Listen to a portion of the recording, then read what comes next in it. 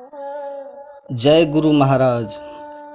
भजन मार्ग में आने वाले विघ्न और उनसे कैसे बचें, इसी पे मैं कुछ कहना चाह रहा हूँ। देखो, एक बड़ी गूढ़ बात मिल रही है। ध्यान पूर्वक श्रवण करने से और शरणागत होने से वो महापुरुषों के वचन के रहस्य प्रकट होता है। जब गुरुदेव के द्वारा हमें नाम मिलता है और हम नाम जप शुरू करते हैं तो नाम जप ही हमारे हृदय के सारे विषयाकर्षण को, विकारों को नष्ट कर देता है। कहने को तो एक शब्द हो गया ये, जैसे संत महापुरुष कहते हैं कि गुरु नाम का जब हम जप करते हैं, मंत्र जप करते हैं, तो गुरु मंत्र साधक को योग्य बना देता है। प्रेम के योग्य गुरु मंत्र बनाता है। गुरु नाम ही गुरु है। तो जब हम मंत्र जप करते हैं तो प्रेम तक पहुंचने की यात्रा है। गुरु नाम और गुरु प्रेम, वही प्रेम रूप, वही रूप होता है। इसके बीच की जो यात्रा है वो समझना होगा। जब उपासक मंत्र जप अधिक से अधिक करता है तो उसका बलवान मन जो विषयी है वो उसे नाम से विलग करना चाहता है। वो उसके जो हृदय में परम शीतलता प्रदान करने वाला गुरुदेव प्रदत्त नाम है उसे दूर करना चाहता है। तो इतनी जलन प्रकट होती है, ऐसा विषय आकर्षण लगता है कि जब मंत्र जप नहीं कर रहे थे तब तो अच्छा था, और जब से नाम जप शुरू किए तभी से भारी प्रतिकूलता, व्यवहार में आंतरिक ये आना प्रारंभ हो रहा है। लोग हमारी हंसी उड़ाते हैं, हमारी कोई बात नहीं मानते हैं, अनुकूलता नहीं मिलती है। कई तरह के व्यवधान आपको दिखाई दे सकते हैं। यह अनुभव की बात मैं कह रहा हूँ। वहाँ से और प्रेम तक की बीच की यात्रा।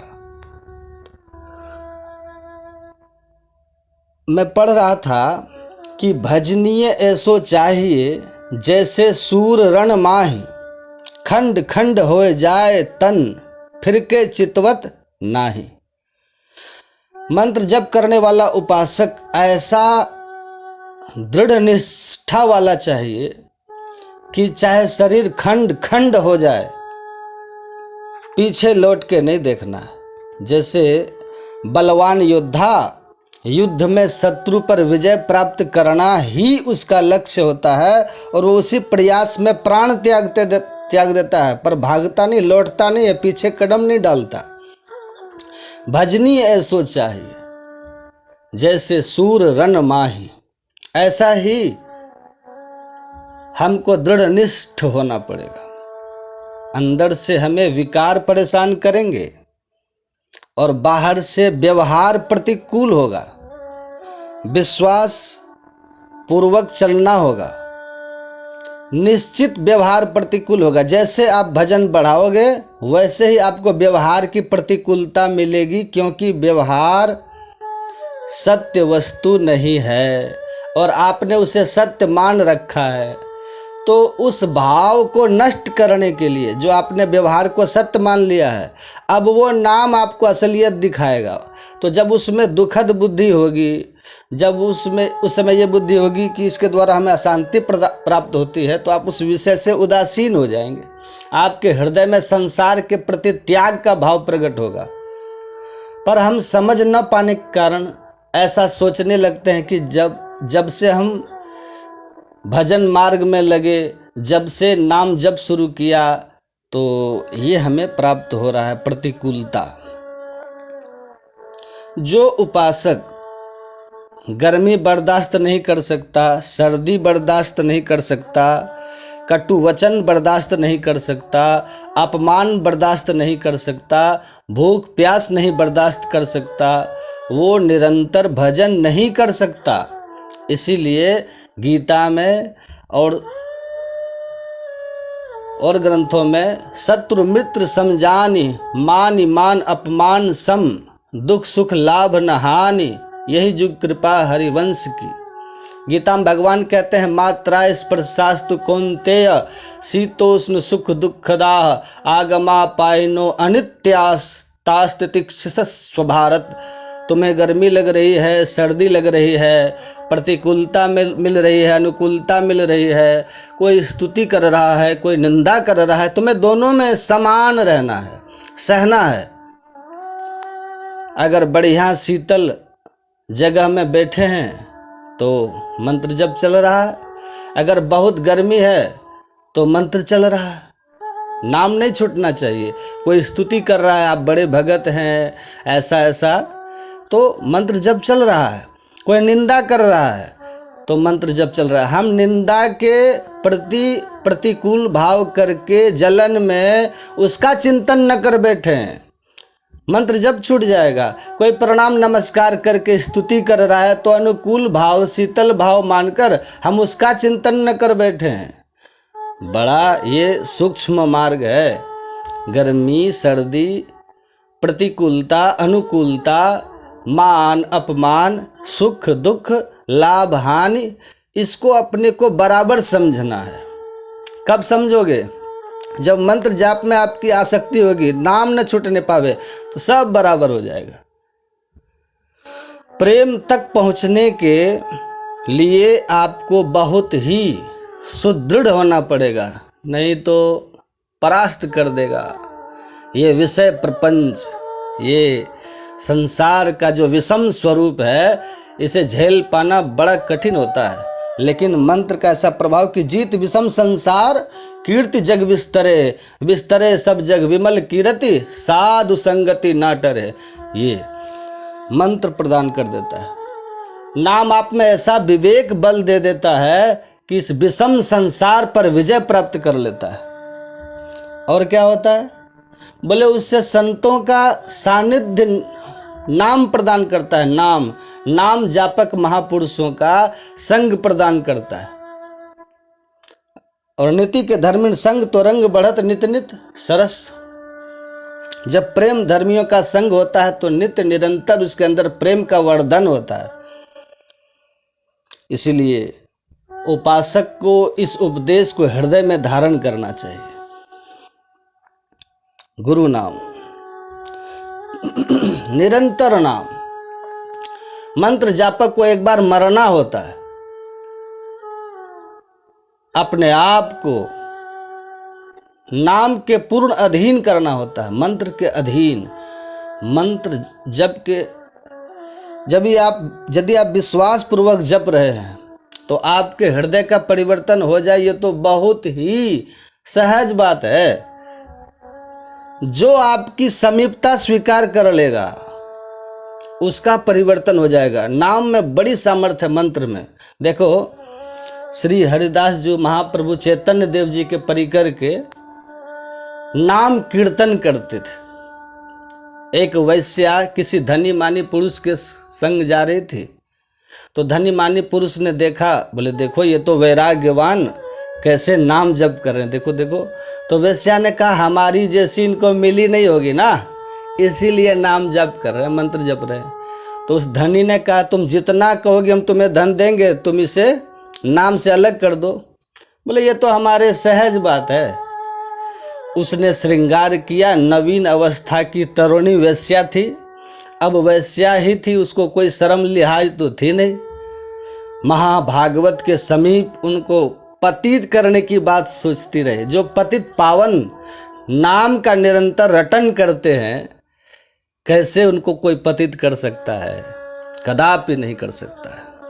श्रृंगार करके वो गई और कहा मैं आपसे बात करने आई हूँ। अब वो मंत्र जपते जपते बोल रहे हैं बैठो, बैठ जाओ।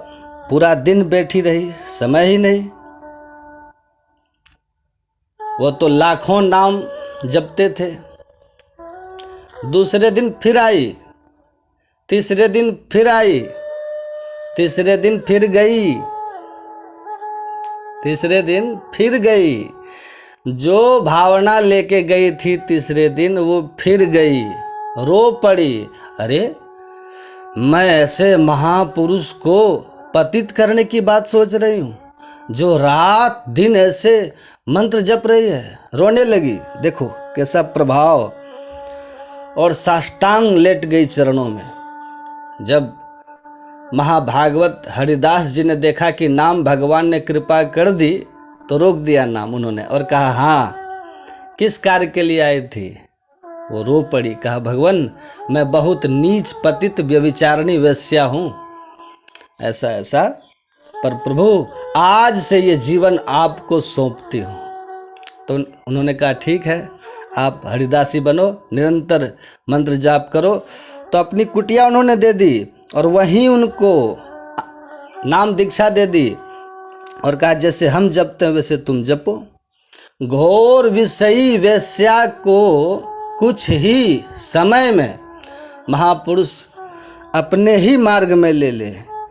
आप सरिस चाहे सबकी नाम में अपार सामर्थ्य है। मंत्र में, मंत्र जापक का हृदय निर्विषय हो जाए ये तो बहुत साधारण बात है। मंत्र जापक जहाँ बैठ जाएगा वहाँ भगवदानंद की स्मृति होने लगेगी, वहाँ विषयानंद प्रवेश नहीं कर सकता है। अगर विषयानंद लेके कि वहाँ कोई जाए तो वह निर्विषय हो जाएगा, समय लगेगा, निर्विषय हो जाएगा। तो हमारे हृदय में जो विषयाकर्षण है, जगत प्रेम है, जगत की सत्यता का भाव है, ये मिट नहीं रहा है। तो कहीं ना कहीं मंत्र जप में कमी है।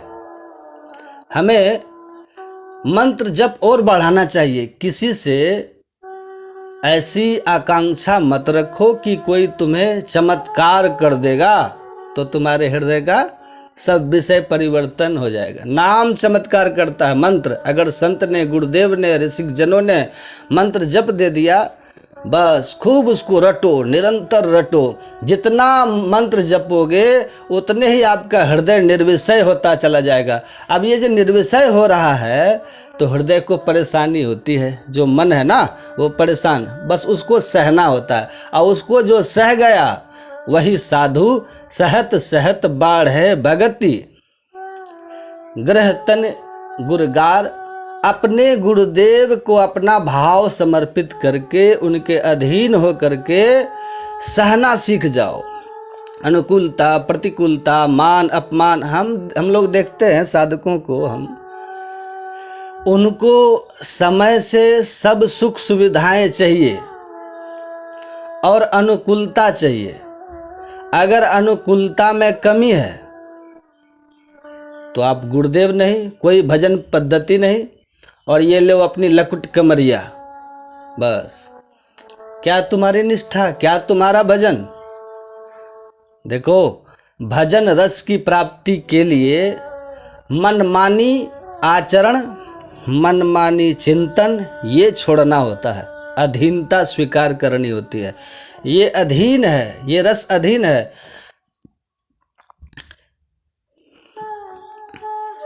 व्यवहार जो धर्मिन सो प्रीति करत नहीं, कहा भयो धर्मी जुगाए। जो नाम जापक जन हैं, जो प्रेमी जन हैं, जो साधु लोग हैं, जो भगवत उपासना में लगे हुए हैं, बड़े सौभाग्य से उनका संग मिलता है। यदि हम उस संग पर महत्व नहीं कर रहे हैं, नाम दाता पर महत्व नहीं कर रहे हैं, हमारे हृदय में एक अहम है, हमारे हृदय में एक मनमानी आचरण है, मनमानी बात है, तो आप सच्ची मान लेना हाथ वस्तु नहीं आएगी।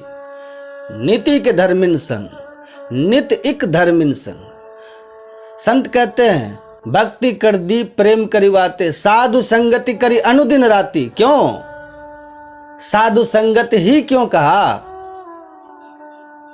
क्योंकि आप वाणी जी को गुरु मानते हैं। वाणी जी कभी आपको डांटे, वाणी जी कभी आपको शासन में ली, मन आवे आप स्वाध्याय करो, मन आवे सिंहासन पर रख दो, कई दिन न पढ़ो, बोलेगी वाणी जी? डांटेंगे आपको।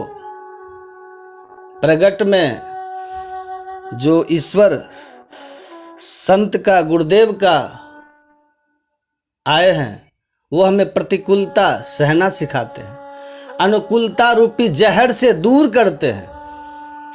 अनुकूलता जहर है, जहर जो परमार्थ को नष्ट कर देती है। सम्मानम कलयाति घोर गरलम नीचापमानम सुधा। स्थिति क्या है उपासकों की, देखो ना, अगर एक बार शासन युक्त बोल दो, शासन बर्दाश्त नहीं कर पाते। क्यों? क्योंकि नीच अपमानन सुधा, इस वृत्ति को ही नहीं स्वीकार किया। देहाभिमान गलित नहीं हुआ तो उपासना क्या खाक करोगे? यदि आपका देहाभिमान गलित नहीं हुआ, आपको अधीनता नहीं आई, तो क्या होगा? ये रस जानते हो कैसे प्राप्त होता है? थोर मोको कहूँ नाही, ये सूत्र है। ये अगर ये हृदय में नहीं, अरे हम कहीं भी रह लेंगे, कुछ भी कर लेंगे, भजन यही होगा क्या? तुम्हारे से ही थोड़ी भजन होगा। यहां पद्धति ये है, ठौर मोको कहूँ नाही, ठौर मोको कहूँ नाही। गुरुदेव, संतजन, आपके चरणों के सिवा मेरे को कोई ठौर नहीं, तब बात बनेगी। यहाँ क्या है? कमरा मिल जाएगा, सुविधा मिल जाएगी, अच्छी मिल सकती है, और भाई हो सकता है कोई वीआईपी व्यवस्था कर दे आपको, लेकिन मन जो अहम में तदात्म भाव किए हुए अंतःकरण में आपको जाल बुन रहा है, इस जाल को नहीं काट सकते। आप शास्त्रों का धारा प्रवाह प्रवचन कर सकते हैं, मान गए, लेकिन जड़ चेतन ग्रंथि का भेदन गुरु कृपा कटाक्ष से होता है, शास्त्र स्वाध्याय से नहीं होता है। नायमात्मा प्रवचनेन लभ्या न मेधया न बहुना श्रुतेन। बहुत शास्त्रों का श्रवण किए, बहुत वेदों को कंठस्थ कर लिया, बहुत मेघावान बुद्धिमान हो, तुम्हारी स्मृति बहुत जोर की है, इससे क्या हो जाएगा? मोक्ष मूलम गुरु कृपा, करुणा करके देख लिया, अहम गलित हो गया। दासता जब गुरु की, आचार्य की, संतों की, इष्ट की हमारे हृदय में नहीं है, तो भजन क्या हो रहा है? किस बात का भजन हो रहा है? नाम और प्रेम के बीच की जो ये यात्रा है, इसे जब तक समझा नहीं जाएगा, तब तक बात नहीं बनेगी। सच्चिदानंद भगवान, जिनके श्वासों से वेद प्रकाशित हुआ, वो सांदीपनी गुरु के सामने नीचे बैठते हैं। आज्ञा होती है तो एक गरीब ब्राह्मण सुदामा की तरह वो भी लकड़ी बीनने जाते हैं। कह देते कि आपको अगर लकड़ी ही चाहिए तो हम आदेश किए देते हैं, टाल का टाल यहाँ लग जाएगा, हम लकड़ी बीनने क्यों जाएंगे? नहीं, वैसे नहीं। गए तो थे शिक्षा लेने, लेकिन लगाया सेवा में। उपनिषदों को पढ़ के देखो ना, गौ सेवा में लगाया। लगो 1000 गौएं ले जाओ, जंगल में चराओ, वहीं पत्तियां खाओ, भिक्षा मांग के जियो, महीना 15 दिन में आके दंडवत कर जाओ। जाओ ऐसे वर्षों देखा। जब पूर्ण समर्पण, तो कृपा कर दी तो वेद पढ़ना नहीं पड़ा, वेद स्फुरित हो गए, हृदय से स्फुरित हो गए। कृपा का मार्ग है। यदि मंत्र जप के द्वारा लाभ लेना चाहते हो तो सहन करना सीखो। शरीर से हमारे कहीं न कहीं अपराध बने हैं, उन अपराधों का मार्जन मंत्र जप से करो। इस शरीर से हम बाहर निकल जाएंगे, स्थूल से बाहर सूक्ष्म में हम चले जाएंगे। वही असली सन्यासी कहलाता है। भगवान श्री कृष्ण कहते हैं गीता में, योगी कौन कहलाते हैं? न ह्य संन्यस्त संकल्पो योगी भवति कश्चनः। भगवान कहते हैं केवल संकल्प का त्याग करने से कोई योगी नहीं होता। तब भगवान कृष्ण कहते हैं जो इस तरह के त्यागी हैं, जो इस तरह के त्यागी चेतना को जो संपूर्ण शरीर से सिमट ले और तब अंधकार से प्रकाश में दे आवे, वो जोगी होता है। लेकिन ये कौन कर पाएंगे? सीधे कोई बैठे और सोचे दृष्टि योग की साधना कर लेंगे, संभव नहीं है, नहीं हो पाएगा। इसी के लिए पहले 2 साधन, मानस जप और मानस ध्यान, मंत्र जप, ये भी योग है। तो संत मत में ये 3 साधना पहले बताई जाती है। भगवान शंकर कहते हैं इसको जो ठीक से जान लिया वही कहलाते हैं ज्ञानी। जप हम कैसे करेंगे, मंत्र जप कैसे करेंगे, नाम कैसे जपेंगे, क्या हम जपें? अल्लड़ बल्लड़ अपने से जपिएगा तब नहीं होगा। अभी देखते हैं लोग थोड़ी देर तक राम राम कर लेते हैं, थोड़ी देर तक कृष्ण कृष्ण कर लेते हैं। फिर दुर्गा पूजा आती है, दुर्गा पूजा का समय आता है तो ओम दुर्गा ये नमः जपते रहते हैं, कभी ओम नमः शिवाय जपते रहते हैं। ऐसे अपने मन से करने से नहीं होता है। तब क्या कीजिएगा, बोले गुरु के पास जाइए और गुरु दीक्षा में जो मंत्र आपको जपने के लिए बतलावे। गुरु कौन मंत्र बतलाते हैं? संत मत में कौन मंत्र दिया जाता है? बड़ी विलक्षण बात है। संत मत में वो मंत्र देते हैं जो दुनिया का सबसे श्रेष्ठ मंत्र है। सुनिएगा ध्यान से, कौन मंत्र देते हैं? गुरु मंत्र देते हैं, गुरु मंत्र। और ये गुरु मंत्र कैसा है? हमारे गुरु महाराज जी कहते हैं, महर्षि में ही पदावली में उन्होंने कहा, गुरु गुरु सब जाप भूप। ये जो गुरु गुरु का जप है ना, वो कैसा है? जितने तरह के मंत्र दुनिया में है ये सबका राजा है। राजा बड़े होते हैं, प्रजा बड़ी नहीं होती। राजा बड़े होते हैं, जिसके अंदर सारी प्रजा हो वो राजा कहलाते हैं। तो हमारे गुरु महाराज कहते हैं जो मंत्र सबसे श्रेष्ठ है और जिनके अंदर दुनिया का सब मंत्र है वही मंत्र है गुरु मंत्र। गुरु गुरु सब जाप भूप। कैसा है ये? अनुपम सत शांति रूप।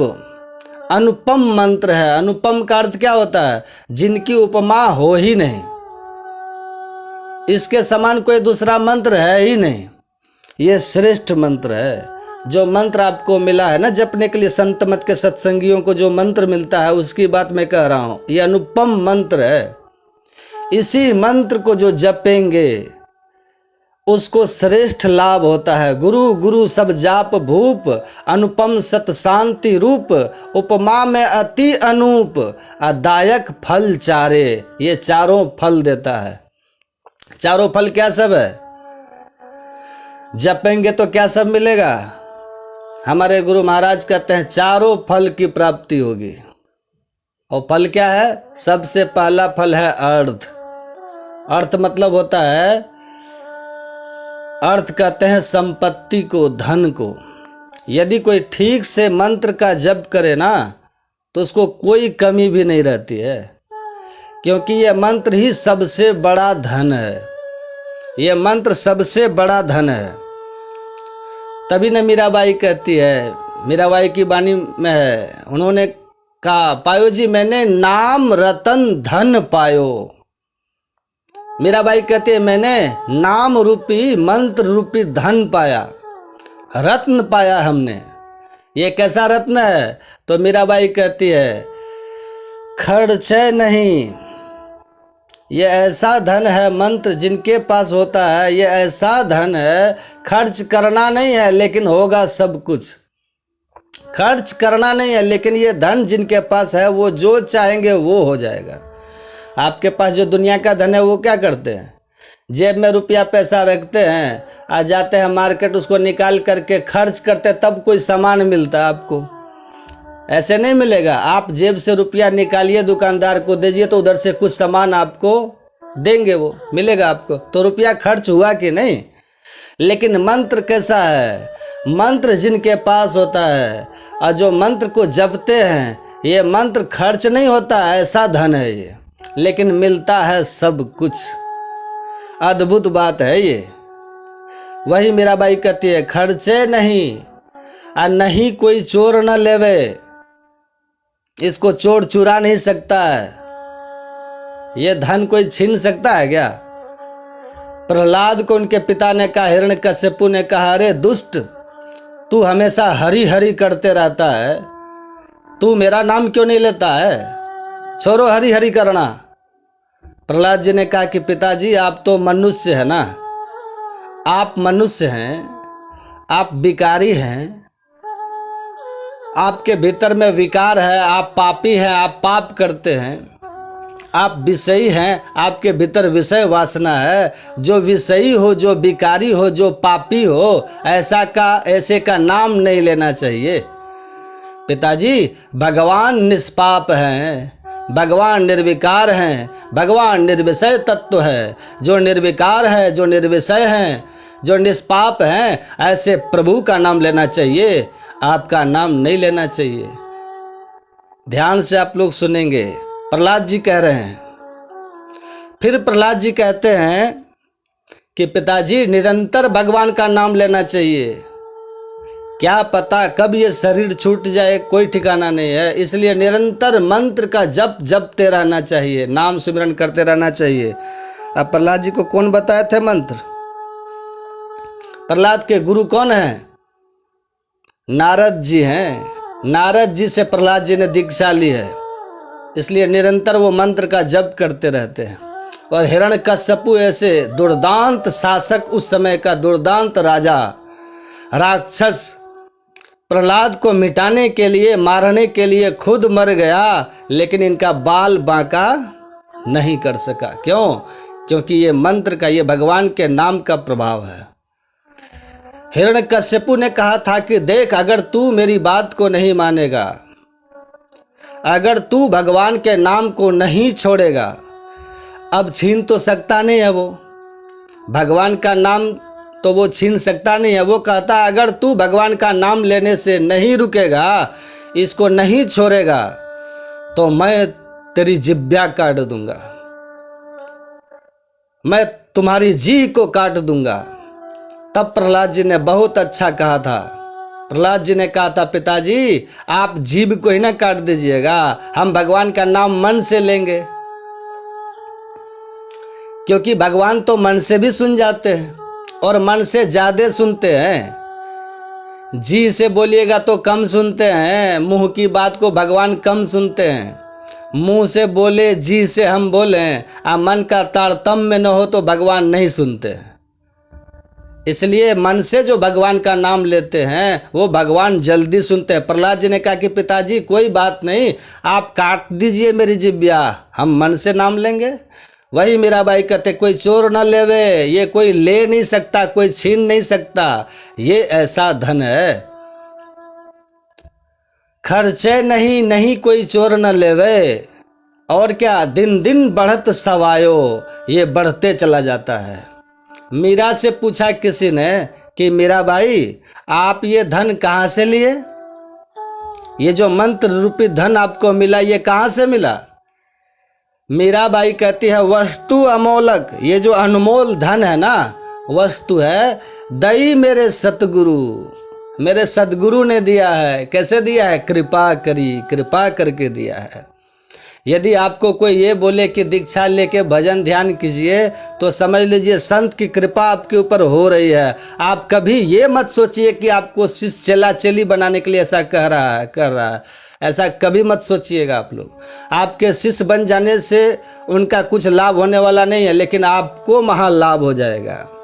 वही मीराबाई कहती है वस्तु अमोलक दई मेरे सतगुरु, कृपा करी, कृपा करके दिया, अपनायो, मैंने इसको अपना लिया, मैंने अपनाया। यहाँ याद रहता हम लोगों को, हमारे पास लोग आते हैं, कितने बूढ़े बाबा आते हैं, कितनी बूढ़ी माताएं आती है, आज सब कहते हैं कि बाबा मंत्र भूल गए। कैसी बात करते हैं? मीरा कहती अपनायो, मैंने अपना लिया, और हम लोग कहते हैं भूल गए। आपको पोता का नाम याद है, बेटा का नाम याद है, बड़ा बड़ा नाम है, कृष्णचंद्र, रामचंद्र, शिवचंद्र, ये बड़ा बड़ा नाम आपको याद रहता है। कितने बड़े बड़े नाम याद करके रखे हैं। गांव का नाम है, पिताजी का नाम याद है, मायके का नाम याद है, नैहर का नाम याद है, ससुराल का नाम याद है, सगे संबंधी सबका नाम याद है, सबका नाम याद है, और 2 अक्षर का मंत्र भूल जाते हैं। मतलब आपने अपनाया नहीं है, आपने मंत्र के प्रभाव को, मंत्र की महिमा को आपने जाना नहीं है। बहुत महिमावान ये मंत्र है, आपको पता होगा। सुनिएगा ध्यान से। एक महापुरुष अपने यहाँ हुए, उनका नाम था सनातन गोस्वामी। एकदम ध्यान से सुनिएगा, नाम था सनातन गोस्वामी, उनका नाम था। सनातन गोस्वामी रहते थे वृंदावन में, चैतन्य महाप्रभु के शिष्य थे, बड़े उच्च कोटि के महापुरुष थे, वृंदावन में रहते थे। और उसी समय एक व्यक्ति था, बहुत बड़ा तपस्वी, वो भगवान शंकर की तपस्या करता था।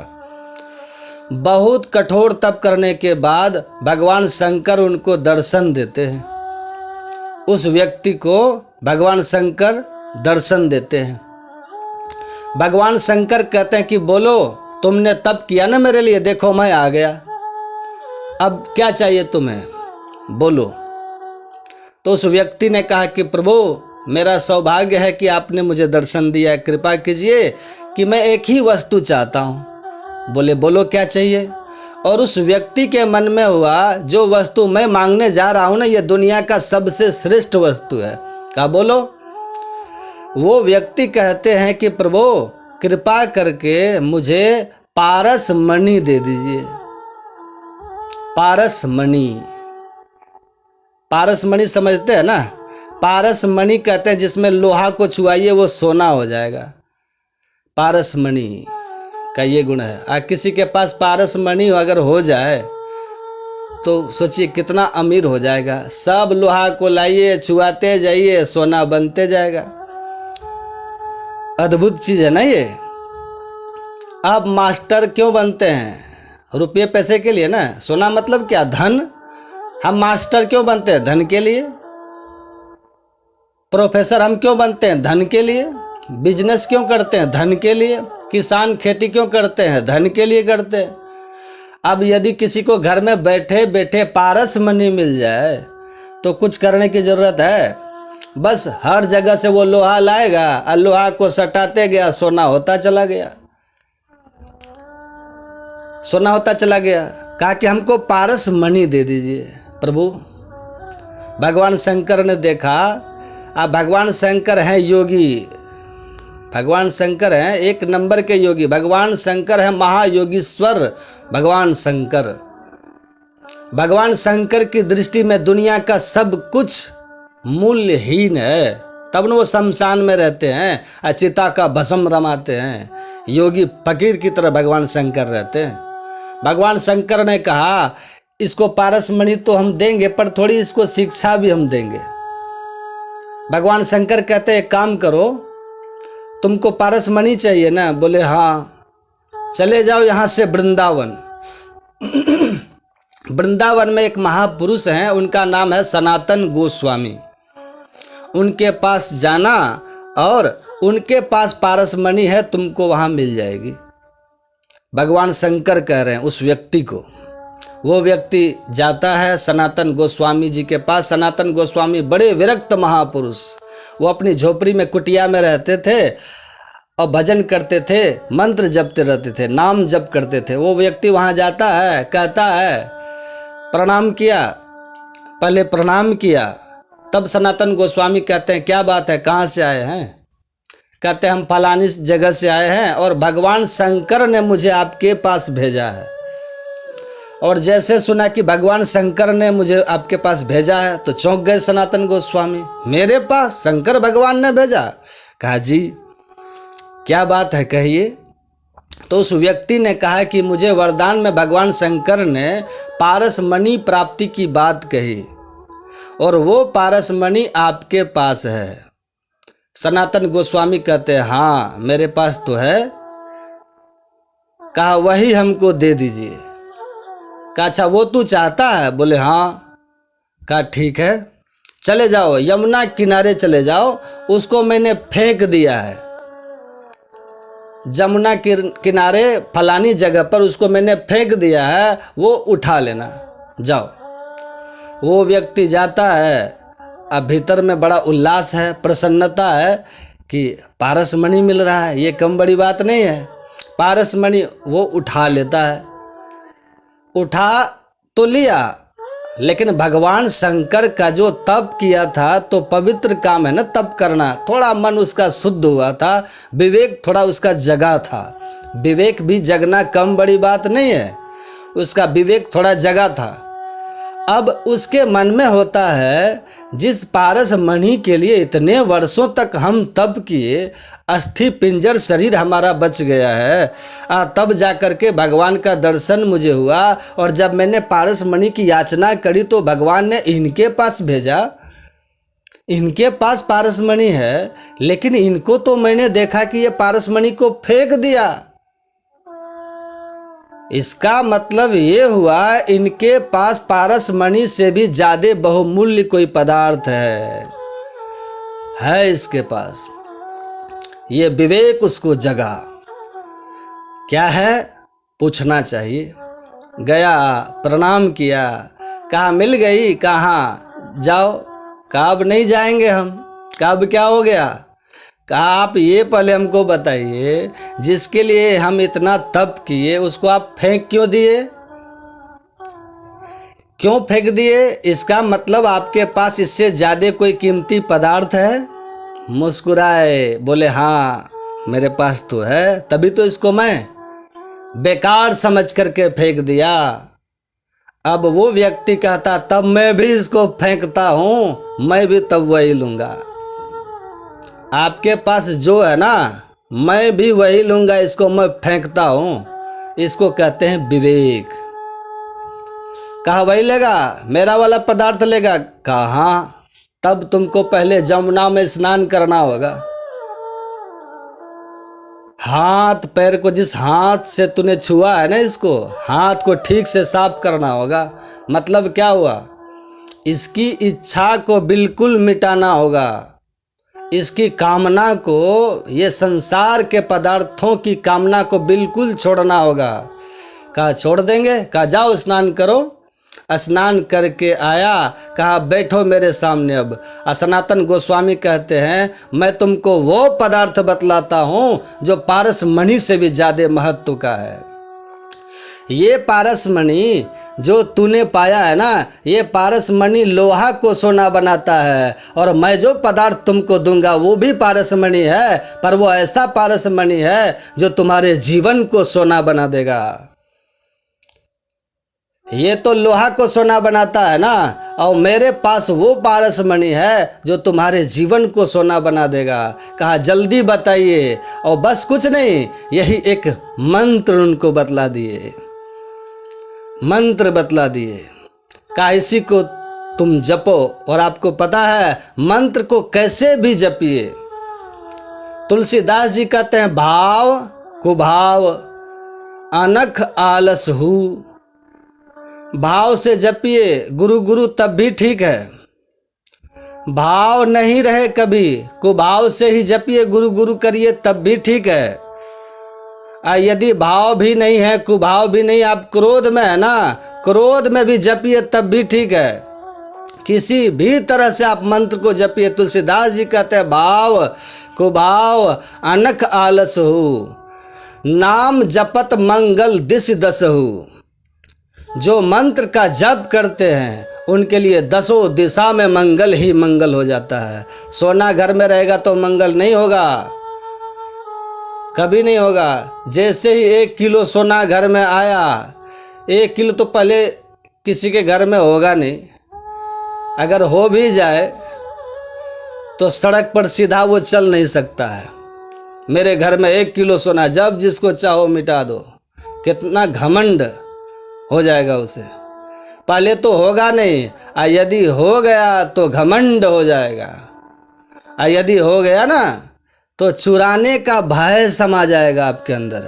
यदि हो गया तो खोने का भय समा जाएगा कि कहीं कोई ले तो नहीं लेगा, कहीं कोई देख तो नहीं लिया है। हमेशा डरे रहेंगे, सशंकित रहेंगे, भयभीत रहेंगे, डरे हुए रहेंगे, वो सोना है। लेकिन जो इस मंत्र को ठीक से, तुलसीदास जी कहते हैं, किसी भी तरह से आप जपिए नाम को, भाव कुभाव अनख आलस हो, आलस्य से भी जपिए आप, मंगल दिश दसहु, दसों दिशाओं में मंगल ही मंगल है। मान लीजिए आप रास्ते में चले जा रहे हैं, रात्रि का समय है, आपको दिखता नहीं है, और आगे रास्ते पर सांप बैठा हुआ है और आपके जेबी में है सोना, तो क्या सोना आपको वो सांप काटने से बचा देगा? कभी नहीं, नहीं बचा सकता, नहीं बचाएगा। लेकिन यदि मंत्र आपके पास है, नाम आप जपते जा रहे हैं, तब जप ही नाम, जप कर रहे हैं, जप ही नाम जन आरत भारी, फल क्या होगा? मिटहि कुसंकट। वो जो संकट है ना, आगे में सांप वाला संकट, मिटहि कुसंकट, वो सांप वाला संकट, किसी भी तरह का जो संकट है जीवन में, एक तो मैंने उदाहरण दिया सांप का, ये मिटहि कुसंकट हो ही सुखारी। यदि संकट आगे में है ना, तो ये मंत्र में वो ताकत है, उस संकट को खत्म कर देगा। तो मंत्र बड़ा हुआ कि सोना बड़ा हुआ?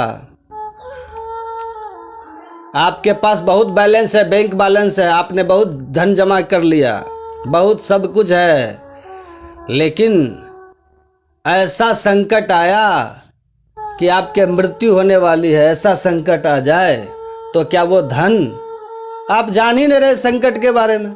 लेकिन यदि आप मंत्र को जप कर रहे हैं, जप ही नाम जन आरत भारी, मिटहि कुसंकट। हमारे पास लोग आते हैं, कहते हैं कि बाबा मेरा हाथ देखिए तो, यद्यपि हम लोग देखते नहीं हैं, महात्मा है तो चलो दिखला देते हैं, या देख करके युवक सब, बाबा जरा मेरा हाथ देख दीजिए तो हम कहते तुम्हारे हाथ में क्या है जी? तो देखिए ना, क्या देखेंगे? तो मेरी रेखा को देख दीजिए बाबा, मेरे जीवन में मेरी रेखा सही है कि नहीं बाबा, सुख मिलने वाला है कि नहीं, जरा मेरी रेखा को आप देख करके बताइए ना। तो हम कहते देखेंगे तो क्या हो जाएगा? तो कहता है जो होगा सो बता दीजिएगा। तो हम कहते हैं बता देंगे तब क्या हो जाएगा? मान लीजिए हमने आपकी रेखा देख ली और रेखा में लिखा हुआ है कि आपको संकट आने वाला है, आपको संकट आने वाला है, तो क्या हो जाएगा? तब क्या कीजिएगा आप? आपके हाथ को देख के हमने कहा कि आपको संकट आने वाला है, तो आप क्या कीजिएगा? उससे कुछ नहीं होगा।